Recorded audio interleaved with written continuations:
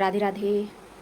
मेरी पूजा हो चुकी है, एकदम सिंपल सी पूजा है गाइस, हालांकि कोई ज़्यादा तामझाम वाला नहीं है ना। अभी क्या है, पूजा पाठ मेरी लेट हो जाती है, क्या तबीयत थोड़ी ठीक नहीं रहती है, थोड़ा सा टेंशन तो रहता ही है लाइफ में, लेकिन जैसे ज़िंदगी के लिए खान पान ज़रूरी रहता है, वैसे ही अपने सुरक्षा कवच ऑरा को मजबूत करने के लिए भक्ति भावना भी वैसे ही ज़रूरी रहता है ना।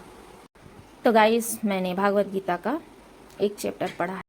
भाग दौड़ की ज़िंदगी में क्या है, इतना समय नहीं दिया जा पा रहा है, इसलिए एक चैप्टर ही पढ़ी हूँ। वैसे तो मैंने भागवत गीता ये जो नया अध्याय नया चालू की हूँ भागवत गीता, ये भागवत गीता नहीं है, ये टीका है ना। भागवत गीता मैंने पढ़ लिया है, वो एंडिंग। ऐसा बोला जाता है भागवत गीता एक बार पढ़ने से समझ में नहीं आता, 2 बार पढ़ने से समझ में नहीं आता, ऐसे मतलब धीरे धीरे पढ़ने से ही समझ में आता है। और भगवान का मतलब ऐसा बोला जाता है, करत करत अभ्यास के जड़मति होत सुजान, है ना। ऐसा ये जो मुहावरा हम लोग स्कूल लाइफ में तो पढ़े ही होंगे, है कि नहीं। तो कहने का मतलब ये है कि सरस्वती भी उसी के ऊपर कृपा करेगी जिसके ऊपर वो हाथ रखेगी, है ना। हम जानते हैं कि भागवत रामायण महाभारत में हम यही जानेंगे कि हाँ, एक रामायण में एक राम था, एक राम और एक सीता की कहानी है। इसमें 5 पांडव, और ये जिसका कार्य बुद्धि कार्य नहीं करेगा तो वो एक कहानी की तरह। तो उसी प्रकार से जैसे कि फर्स्ट बार अगर आप पढ़ोगे तो समझ में नहीं आएगा। वाकई में भागवत गीता पढ़ी तो उतना दिमाग में नहीं आया। और एक बात और है कि बिना गुरु के ज्ञान नहीं मिल सकता, वही किस्सा है ना। वो भागवत गीता में मुझे एक हो सकता है मुझे समझ में नहीं आया,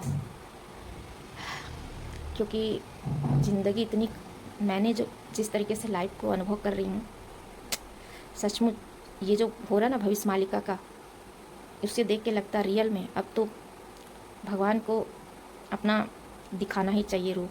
लेकिन विनाश लीला नहीं होना चाहिए, है ना। इसी के लिए विनाश लीला तो होना नहीं चाहिए, लेकिन जो धरती में जो पाप लीला हो रही है उसका क्या कर सकते हैं, है ना। उसका भी तो होना चाहिए ना कुछ। उसका तो हम कुछ नहीं कर सकते हैं, लेकिन एक चीज़ कर सकते हैं, हम 3 टाइम तो पूजा कर सकते हैं। जो बुरी चीज़ तो ना, आजकल ये तंत्र विद्या भी जो है ना, गुप्त, लोग सामने से प्रहार नहीं करते, गुप्त तरीके से, तो उसके लिए भी वही 3 टाइम पूजा पाठ करना है।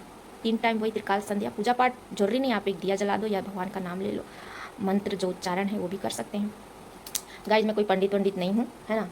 अब क्या है, वीडियो बनाने का समय मैं एक समय खाना भूल सकती हूँ, लेकिन ये पूजा पाठ नहीं भूल सकती, ये मेरा कंपलसरी है। तो मैं सोची कि चलो ये जब कंपलसरी है तो इसी में ही थोड़ा सा वीडियो बनाया जाए ताकि कंटिन्यू चला जाए।